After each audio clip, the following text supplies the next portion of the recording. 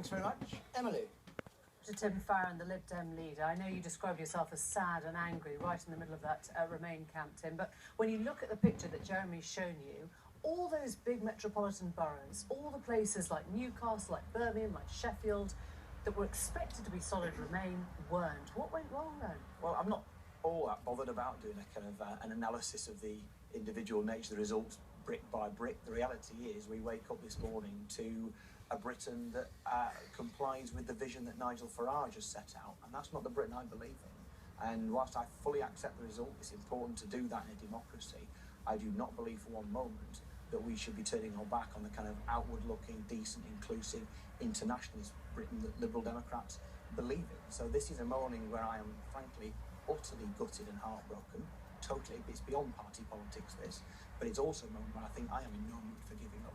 I am in no mood for thinking this is the kind of Britain I am going to accept. The Britain I believe in, the Britain that 3 out of every 4 young people voted for, is the one which does stand tall in the world, that promotes prosperity, working with others, that wants to believe in building peace and being a good neighbour, not being isolated, fearful, angry and alone. So I accept the result, but by golly, I don't agree with it.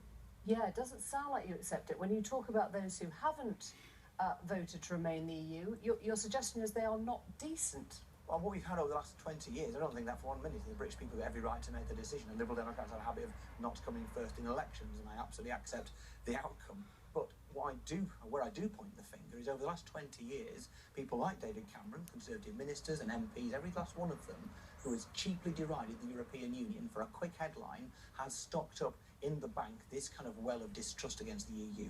And frankly, although I've stood shoulder to shoulder with people like Harriet Harman, Gordon Brown, Andy Burnham, great people who've pulled the shift in this campaign, I absolutely accuse Jeremy Corbyn and the Labour leadership of utter spinelessness in not getting involved in this campaign for Britain's very soul and very future. Well, this is a moment, I think, where British politics changes, where progressives who want that better kind of Britain need to start working together and to stop being spoken down to by the extremists in both the Labour and the Conservative parties. You think Jeremy Corbyn's going to go, or should go? I think he has let the country down massively. You look at those areas that did not deliver for Remain, they were the areas that Labour were supposed to deliver, and it was because of his abject failure to take this seriously that has led us into this position, along with the spinelessness also of a Conservative government that limped into this situation and couldn't present a positive argument. We tried hard, very hard throughout this campaign to be positive, uplifting about Britain's role in the world, and it's one of the reasons why 3/4 of young voters voted to Remain. What a tragedy that other voters have chosen to damage their future. Truth is, David Cameron would have preferred probably not to have had this referendum. He expected on one level the Lib Dems to be stopping him.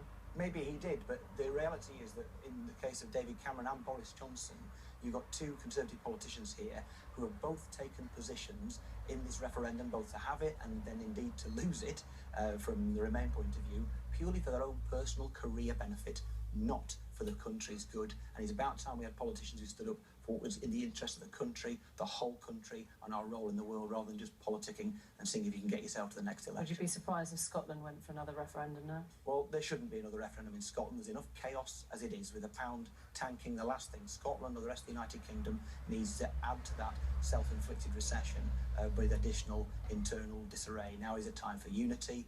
This is a divided country. Let's not make it more divided. Thanks for coming in, Tim Farron. Thank you.